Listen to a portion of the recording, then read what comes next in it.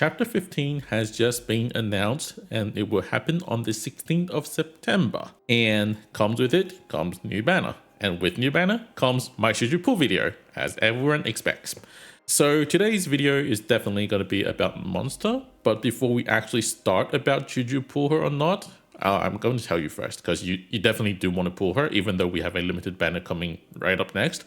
But I still recommend most people to pull her, and I'll explain why later. But before we go into that part, I want to say that every banner from now on that I know of, so 6 months later, obviously we will have a bit of a different order because we have the anniversary, and usually we have a different banner order compared to CN. But as far as I know, all the banner from now on is a must pull. So I hope you guys are prepared for the ride, because it's gonna cost a lot of pulls, and Mon3tr is actually still just the beginning, and I'm really glad we're finally getting her, because she makes a lot of change. She actually changes the game quite a bit, and I'm happy that we're starting to get a bunch of good operators, which is a lot of fun. So let's talk about should you pull Mon3tr. As I mentioned before, yes, you definitely should, but why is that? Why is the case, right? So I'll talk about that when we look at Mon3tr. So this is Mon3tr. As you can see, very similar looking to Calcit for good reasons. She is a chain medic, and you can look at the stats by pausing the screen now for now. Reminder that I have pot 2, so the DP is down by 1. So what is a chain medic? So put it simply, it's like chain casters, but healing. So it will the healing will chain to 3 other units, and then every time it chains, you will have 25% less healing. And it's not like minus 25% and minus 25%, it's multiplied by 0.75, if you know what I mean. So her first talent is that she can deploy a summon within her attack area that can only be healed by herself. When the summon, when there are nearby ally units surrounding in the surrounding 8 tiles of the summon, they will each get plus 15% attack or plus 20% at potential 3. And whenever the summon is healed by itself or Mon3tr, it will do an extra jump. So usually it will be 3 chains, it's now 4 chains. And this first chain will not make the healing go down by 25%. So this is actually a really good talent, because the good thing about this thing is the summon will actually keep losing HP very slightly over time, which allows Mon3tr to keep healing it. And you know those situations where, like, if you have full HP operators on your field, like within her attack area, but operators outside of her attack area that is getting hit, that's, you know, dying, but no one in her attack area needs heal. That way, how is she supposed to transfer the chain healing outside of her attack area? This summon solves that problem. And also because that she has a target for her to keep healing. So even though her skills can be like our offensive SP skills, she can actually neglect that, and actually allows her to bypass a lot of situations like decreased SP regeneration, or actually allows her to gain SP more quickly if you have any attack speed buff, which we go down to talent 2. Whenever she or the summon causes healing, the target that is healed will gain 20 attack speed for 10 seconds.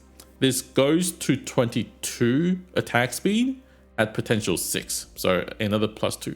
So you see how, like, her talents and everything else is actually working together. I have to go through her skills, but her skills are also offensive regen skills. So the skill design, the first talent and her second talent and the trait all works together, allowing her to give consistent attack speed buff by just healing. And it's just always on, because she will always have something to heal as long as she has the summon on the field. I forgot to mention that the summon can only be deployed on ground tiles that you can put operators. So that's that. So Mon3tr, actually a very well designed operator, and I will talk more about that when we talk about her skill. So here we have skill 1, as you can see, already offensive regeneration. And the effect of skill 1 is that the next healing will recover equivalent to 200% of her attack as heal, and will allow her heal to chain one more time. At M3, it goes to 2 SP instead of 3, and you're getting the vibe of, okay, this is a AFK medic, but she's not as good as an AFK medic as someone as like an Aya Alta, and she also does not heal elemental damage. So what this skill really is just put her down and then just ignore her for the rest of the game and hoping she will give the plus 20% attack speed. But you really wouldn't need that because we also have skill 2, which does similar job, like good healing, good buff, and it's just a lot more better compared to skill 1. So yeah, just don't M3 skill 1 like I did right here. So that's skill 1.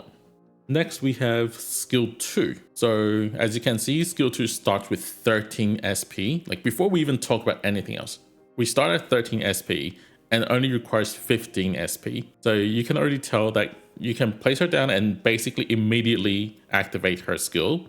And 15 attack is actually pretty quick for her because she has her own plus 20 attack speed. So 15 attack is actually pretty quick, and it's actually even faster. I'll talk about why in a second. Now, effects of skill 2 is that during skill 2, she will prioritize healing her summon. So even if she herself is like super low on HP, she will just keep healing the summon no matter what. And whenever the summon is healed by monsters, it will cause its own healing chain. So you can basically think of it as double healing during the 30-second skill duration. And those targets that are healed will have 2.8 times the attack speed from Talon 2. So basically you're getting 56 attack speed for 40 seconds, because remember, 30-second skill duration plus another 10-second extended from her second talent, or 61 attack speed if you have potential 6. So this is currently our best attack buff that we have in the game right now. So previously you'll be looking at Arc for attack speed buff, which gives a 20 seconds of 50 attack speed. With Mon3tr, you're looking at 40 seconds of 56 or 61 attack speed. Now, let us analyze that a little bit, all right?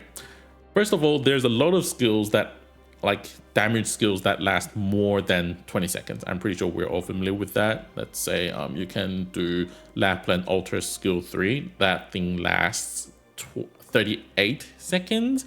You'll have Mon3tr, 28 seconds, so on and so forth. So in general, this skill just works way better with most damage operators. Second of all, because this skill is offensive recovery, so you can completely ignore SP region, like I mentioned before.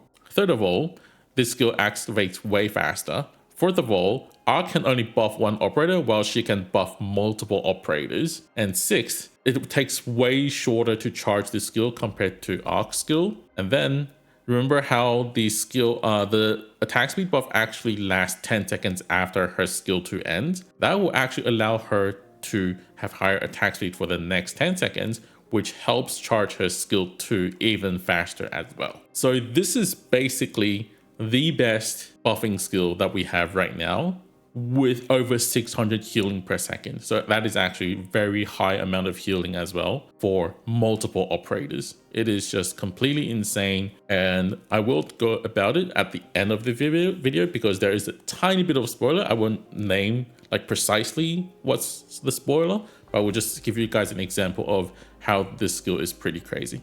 So that's skill 2 for you. And at last we have skill 3. So upon activating skill 3, she will change her attack area to her surrounding 8 tiles, as you can see over here. Really convenient feature, by the way. I love this thing where you can just see the attack area. So I don't have to go in and crop it every single time. Really convenient. Her attack will increase by 330%, decrease her attack interval by 1.5 seconds. So that brings it all the way down to 1.35 seconds. And then she will get the attack speed buff as well. Don't forget that. She will have plus 2 blocks, and she will have plus 5,000 max HP. Loses 80 HP per second, and will attack all the enemies that she can block. So block 3, hit 3. Her attack type turns into true damage. and her attack will heal equivalent to 50% of her attack as HP. So yes, this is a true damage, block 3, hit 3, 7000 HP ground unit. Just let that sink in. All right, she also has over 1000 healing per second. So as long as like the boss isn't, like the enemy isn't one-shotting her, most likely she will come back to life. She basically won't die unless she gets one-shotted. And this heal will also still chain to other operators as well. So you actually get crazy amount of healing, over 50,000 true damage within the 25-second duration. So that is slightly lower than Siege Altar. But because of how Mon3tr actually heals at the same time, she actually has to worry less about survivability, unlike Siege Altar, where she is still very squishy. So she has to rely on like other operators or the lions. I will not make the same mistake. It's not tigers, it's lions. So she doesn't have to rely on the lions to block the enemies. Obviously, Siege Altar still has her advantage. She has just on average higher attack because of how all the buffs she can get. And the fact is that these two operators can actually work really well with each other and get a really high amount of total attack, because when Mon3tr is attacking, she's also healing, and that heal can also give Siege Altar some extra attack speed, which also buffs her total damage output. So you can combine these two for really good true damage if you're having like issues with bosses that have really high HP and requires true damage.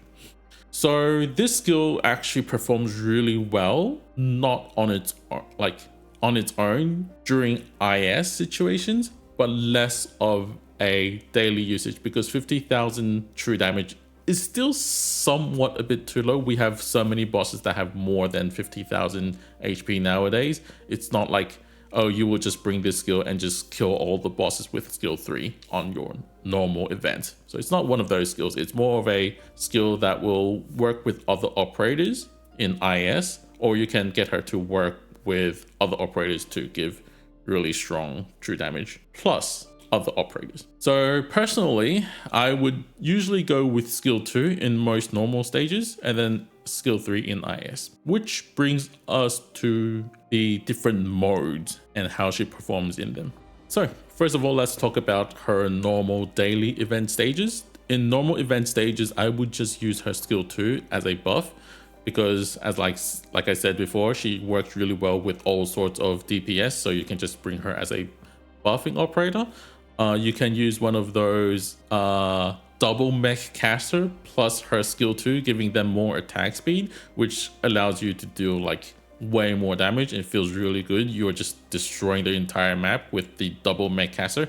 And yes, use firewall thing to give them elemental damage. Like the whole combo works really well. So she works great in that front. But like I said before as well, if you want to rely on her skill 3 to deal true damage, to do like boss killing, she's not quite suited for that because of how, you know, tanky a lot of those bosses can be a lot of times. It's pure HP and pure damage amount. You can't really cover that.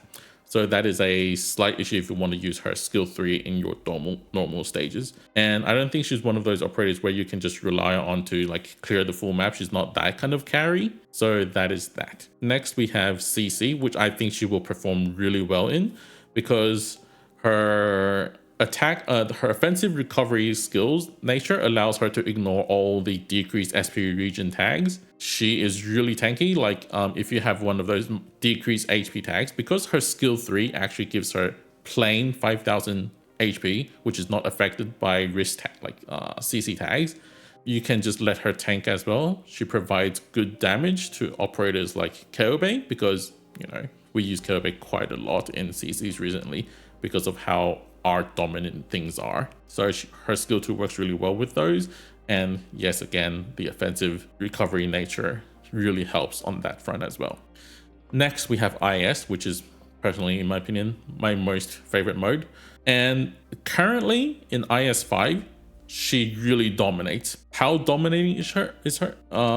So there is this really huge IS tournament in CN that happened a few months ago.